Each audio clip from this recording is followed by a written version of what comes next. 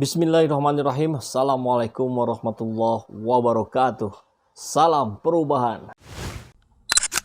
Sahabat semua, bicara tentang Anies Baswedan, memang sosok yang fenomenal di negeri ini. Kita tahu, di tengah begitu banyaknya mayoritas pemimpin kita yang tidak menunjukkan kapasitas dan kapabilitasnya sebagai seorang pemimpin, ya kita ketahui dengan capaiannya, kita ketahui dengan hasil kinerjanya. Muncul satu sosok dari DKI Jakarta, Anies Baswedan, yang meski digempur habis-habisan oleh para haters dan buzzer, beliau tetap mampu memberikan jawaban yang clear, yang membungkam mereka untuk tidak bisa lagi berkoar-koar. Sehingga akhirnya pemaksaan opini yang terjadi. Itulah Indonesia kita hari ini. Masih ingat fitnah soal korupsi tanah? Apa yang terjadi? Ternyata pelakunya anak buah Ahok. Terakhir yang soal Formula E itu sudah dibantah dengan data dan fakta. Sehingga tuduhan-tuduhan yang muncul tentang Formula E itu lebih kepada fitnah dan tidak berdasar fakta. Ada videonya yang sudah membahas tentang ini. Janji politiknya sudah terpenuhi. Dan bulan ini Oktober 2021 tepat 1 tahun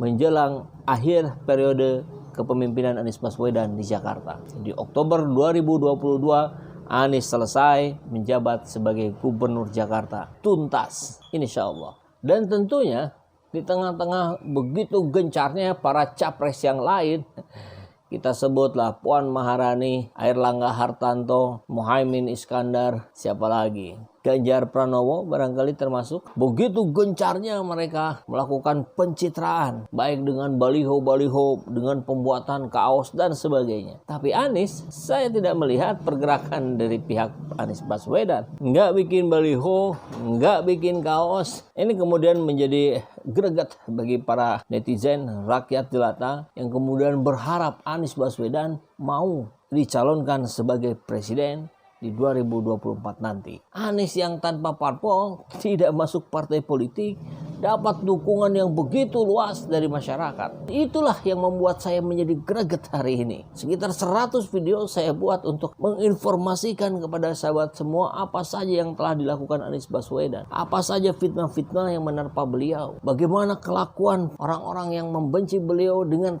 tidak masuk akalnya, terus-menerus memborbardir, mencari kesalahan Anies Baswedan. Dan tidak satupun yang terbukti. Dan barangkali sahabat ingat ya, di bulan Mei, sekitar 5 bulan yang lalu, saya pernah mewacanakan di channel ini untuk membuat satuan relawan untuk mendukung, untuk mensupport, untuk memperjuangkan Anies Baswedan sebagai presiden 2024. Tentu dengan catatan, ya kami tidak buta mata hati. Kami tidak akan taklid karena sesungguhnya yang kami perjuangkan bukanlah Anies Baswedannya, tapi orang-orang yang berada di jalan kebenaran. Orang-orang yang memperjuangkan hak-haknya rakyat jelata. Orang-orang yang dekat dengan Islam. Dan itu saat ini ya Anies Baswedan. Tapi meskipun begitu, ya, kalau di kemudian hari, nauzubillah min dzalik, ternyata Anies Baswedan melakukan blunder fatal yang menyakiti rakyat jelata, maka detik itu pun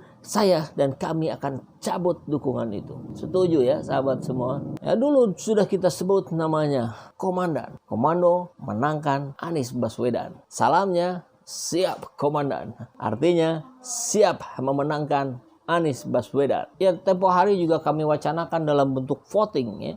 Dan luar biasa, saya kira 90% lebih setuju, sepakat untuk kita sama-sama membuat satuan relawan yang bernama Komandan. Komando menangkan Anies Baswedan. Jadi hari ini, tanggal 9 Oktober 2021, kita pastikan berdirinya sebuah satuan relawan bernama Komandan. Buat sahabat-sahabat semua yang berada di berbagai daerah di Indonesia, yang sudah menyatakan kesiapannya, dukungannya, dan bahkan menyatakan kesiapsediaannya untuk menjadi perwakilan daerah, saya respect, saya hormati, dan kita akan tindak lanjuti ini.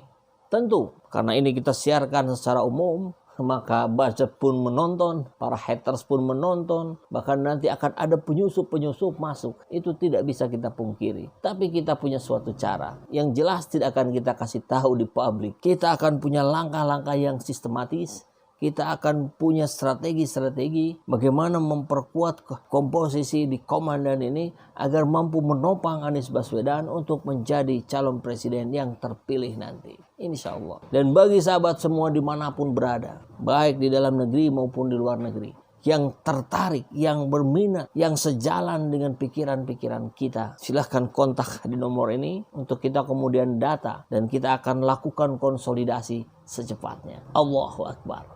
Terima kasih telah menonton video ini sampai akhir. Apabila para sahabat sekalian tertarik untuk menyumbangkan sebagian harta sahabat untuk pembangunan pusat dakwah Al-Quran di daerah Jatinangor yang proyeksinya ini akan menjadi yang terbesar di Jawa Barat, silahkan sahabat mendonasikan sebagian harta sahabat sekalian ke nomor rekening berikut ini dan mengkonfirmasinya ke nomor kontak berikut ini. Jangan lupa like, share, dan subscribe channel ini. Sampai jumpa di video selanjutnya.